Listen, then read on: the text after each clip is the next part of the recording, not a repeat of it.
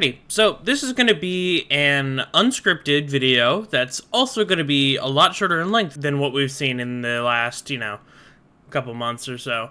And this is also going to be the last directly related to the top 100 video that I'm going to make, at least on this channel. I don't know if, we can't predict too much of the future, but this is at least what I can say for now.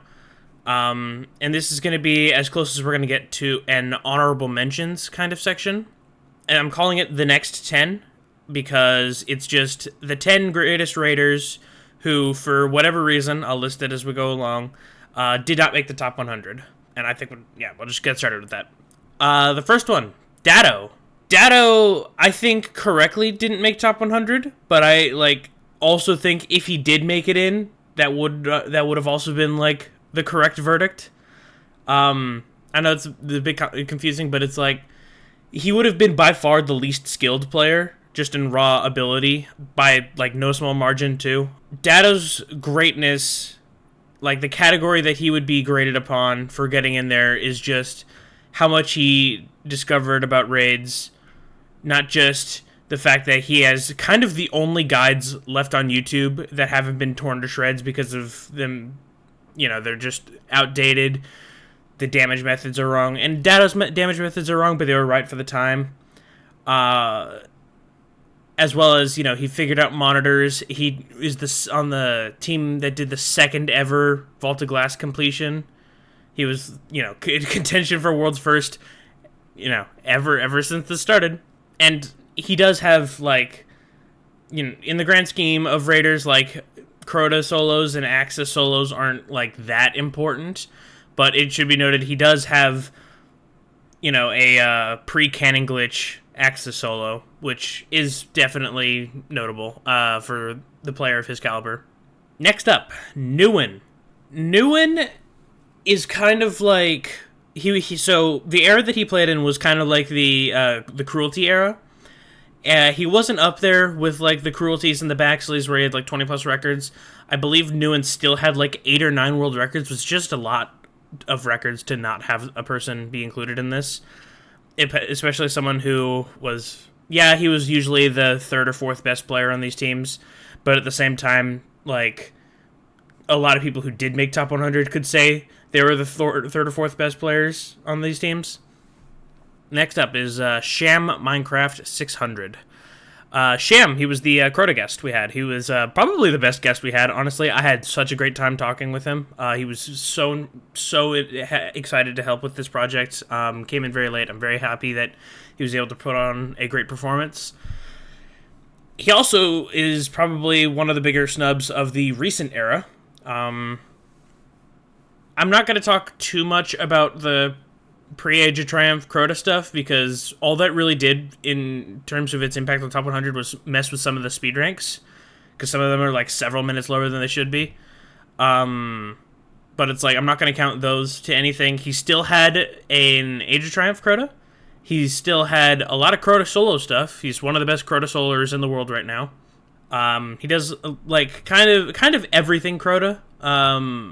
Basically if Don Antonio ran main categories, but I think he's a better player than Don, from what I've seen at least. I haven't been able to play with him personally, because I don't have a PlayStation account, but yeah. Duality.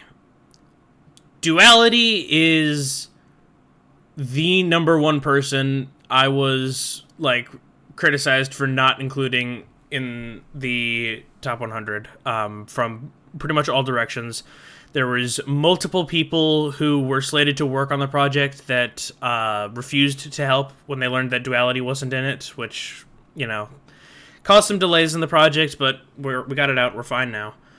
And the main reason that was suggested by the voters as they were going on, and I didn't ask everybody to give a reason to why they voted yes or no on a player. Sometimes they would just, work out their, if we were doing the voting process together, in an Xbox party or a Discord call, they would be, talking to themselves and, saying, thinking out loud, and then the reason that they would say no to Duality, which most people did, was that he just does Wrath, and within Wrath, he doesn't do a lot within it. He does 4-2 box, which is the hardest job, but it's that's it. you can ask him to do the other jobs, but there's going to be a noticeable dip in production there. I think he personally should have made top 100 because I believe he has 6 or 7 world records from the 2020 and beyond era, which is like, that's, again, similarly with Newan, that's just a lot of records to have, and a lot more actual accolades than some of the people who made top 100. So I think by that logic he should get in, but there's just a solid argument for why he shouldn't be that a lot of voters took into account when they voted no. Locan M. If you are watching back Cruelty videos, you're going to see him as a lot of names. Most often, I think it was Money Shot Chain, Money Chain Shot, something like that. That was what his name was. Locan is like an 11-time record holder, maybe more. He was there for a great deal of those Cruelty records in the earlier days. You could have conceivably expanded the Cruelty and Baxley duo into a Cruelty, Baxley, and Locan M trio, and I think so. By that logic, he definitely should have made top 100, but he didn't. So now he's here. SC Slayerage, also known as the Legend himself. This one is completely my fault. This out of the entire top 100, out of the entire next 10. The reason that he is here and not top 100 is purely because of me. So if you want to get in the comments and yell at me for anything about this project, that's what you do. I was considering eras a lot more aggressively than most people were in the voting process, and I helped make the first 150 people on the voting ballot. And I didn't include a lot of people from, like, 2016 and before. Like, when their careers were, like, exclusively peaked, like, before 2017 and stuff like that. Because if you just watch the gameplay, it's like, there's a lot of things that they weren't doing because they just didn't test anything. They heard one person say one thing about damage, and they assumed that's the best way to do it and never did any kind of testing. That's why it took years for Melting Point to be incorporated into stuff. They were using Tether for so long just because it was what they knew how to use. They didn't test things. So that's what took a lot of the earlier guys down. And in Slayerage's case specifically, I thought it was pretty much just the world's first solo. He did the world's first solo Crota, world's first start-to-finish solo Crota. I don't remember if those were the same thing, if he did it from a checkpoint or not. But he also had multiple world records in speedrunning. As well as I probably undersold how difficult year 1 solo Crota was. He got boosted up a lot as I continued to do research, as I continued with projects that are coming up, and I'm looking around at like old footage and stuff like that, and I'll see Slayerage in this world record. Oh wow, that's cool. Oh, here he is in another one. Like, so he definitely should have made top 100. He has a better case than so many people in there. That's my fault. I apologize. Next up is Axic. Axic. When I asked Camhammer to talk with Shiflet and then give me a top 25. I think I asked for a top 25 PlayStation players of all time. There's only a handful of people who did not make the cut. Sham Minecraft, we've already talked about him. Flabinski, who is weighed down by not having enough main category records, especially in how easy it was to obtain those records, because breaching was just discovered when he got his records. And then Axic was the last one of those who didn't make it in. And Axic has 5 world records in the modern era, which is a lot. And we still talk about people who have 5 world records in the modern era. And some of those were a product of bad runs that just happened to be right after Auradupe was discovered. And it was also during like a time where Xbox was retooling their rosters because Tuzi was taking a break. Danger had just retired from the game. And as well as if you watch, I believe it's 21:33 King's Fall, it's like one of the worst world records you'll see, because it was just so many bad encounters lopped in with a 1+ minute time save. That would ordinarily be enough to knock people out if that was just how they got their records. But after Xbox would take back King's Fall record, Axic would come back with mostly the same team and one team without Alex, and they would take it back and get 3 more records in a row. They almost got the sub 20 barrier too.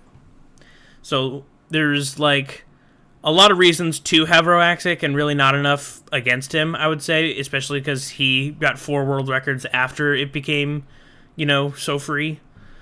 And yeah, I think he should have made top 100, but this is what we got to do with him now. Echar. Echar is kind of a unique case in all the people we've talked about, because he kind of showed up into the scene right around the same time I started making top 100. Very quickly became one of the best players on Xbox. And if you just go to his raid report, you're going to see that Echar is like 10 seconds off every world record. Like, Echar very nearly became 4-time world record holder, holds all 4 records. Because this was before PlayStation kind of started dominating around and Alex was peaking. And yeah, so it's just he's one of the people we couldn't really include in top 100 of the voting because he hadn't been playing long enough, as well as he didn't have any records. But if we were going on pure skill, like, he's one of the top players, and yeah, I think that's what makes him next 10 material. Player number 9, Wolf Canyon. This guy was added at the 11th hour. I officially put him on the list a couple days ago.